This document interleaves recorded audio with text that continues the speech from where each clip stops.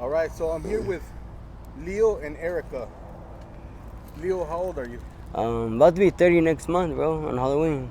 30. Yeah, And what about you, Erica? I'm 30. 30. yeah, Are you guys a couple? yeah. We're a couple. How long have you guys been with each other? For Like a month a and month, a month and a half. Barely met each other a month and a half. Oh yeah, you guys originally from Arizona? Yeah, we're originally from here, Arizona, Phoenix. I'm from California, You from Cali? What part of Cali?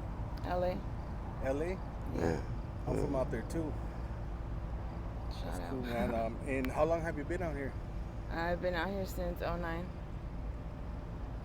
after I graduated high school. And are you guys homeless right now? Yeah, we actually are. Kind of bouncing in a friend's house, trying to figure it out. I'm Well, homeless by choice. yeah, I choose to be out here instead of being at home. same with me. Yeah. Why did you choose to be out here, Erica? I feel that my family deserves to be respected more than to see me high. So I like to go home high. Yeah. And do you have family out here in Arizona, or are they still back in LA? I have family in LA still, but my mom, my sisters, and brothers are out here except for 2 of them. Yeah. I'm the same way too here, by choice too. I just have a lot of respect for my mom because she's the one that practically raised all of us, and there's 7 of us in our household. I have all of us. There's 5 boys and 2 girls. And my mom had it through rough in life. Raising us and stuff like that.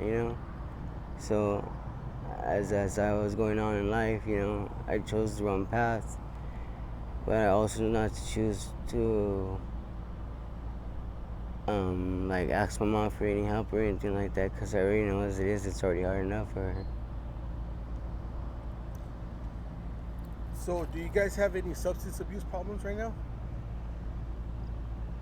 Yes, I am. We are addicted to methamphetamine and also the Percocets, the M30s, the Mexico kind, I guess that's what everybody calls them. Yeah. Yeah, that's my drug of choice right now. How long have you been on the blues, Leo?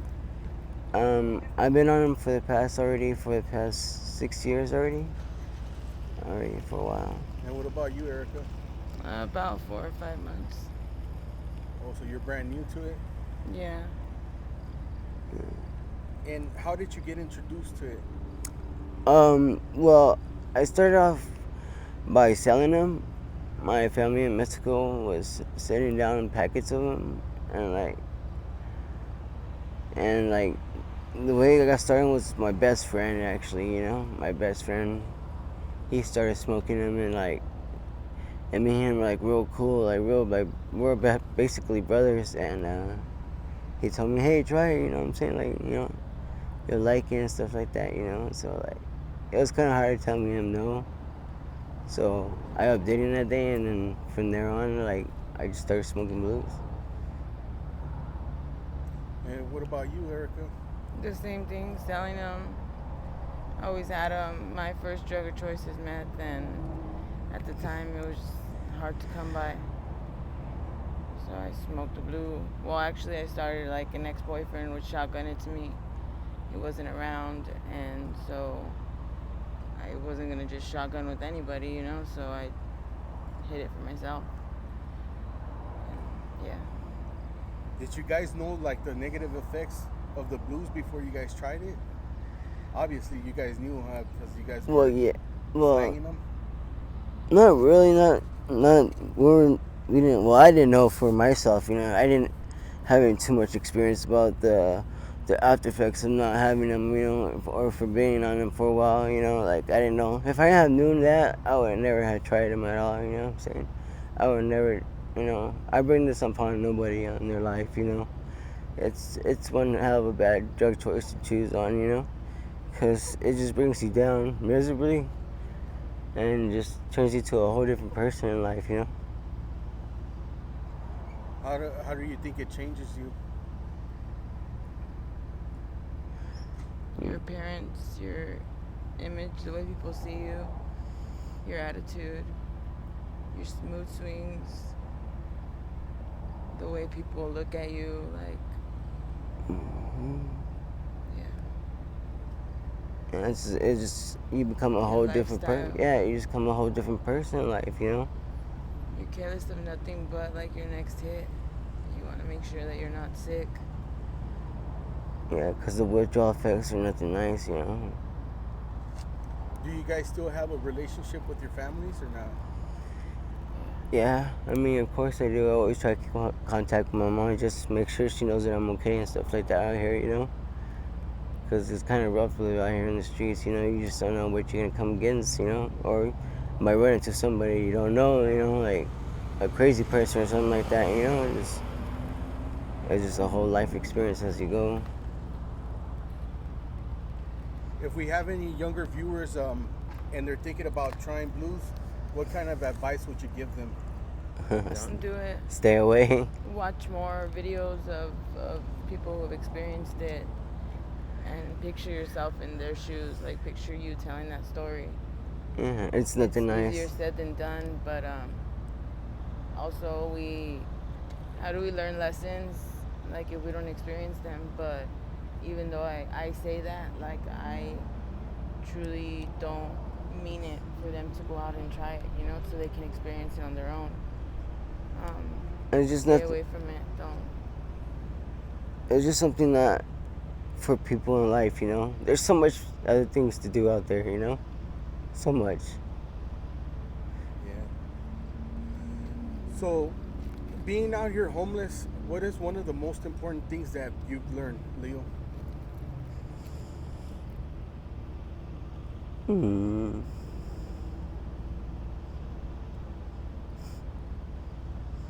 It's a struggle, bro.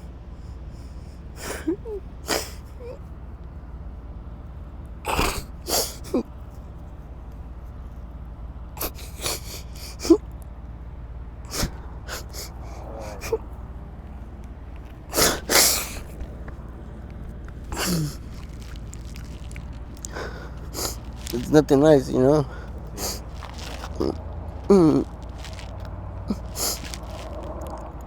Appreciate everything your family and your loved ones do for you, because Yeah. by choosing to do drugs, like, those things that list of things they'll do for you will get shorter. I mean, your mother is always going to be there for you no matter whatever choices you make, you know, but You only live once out here, bro.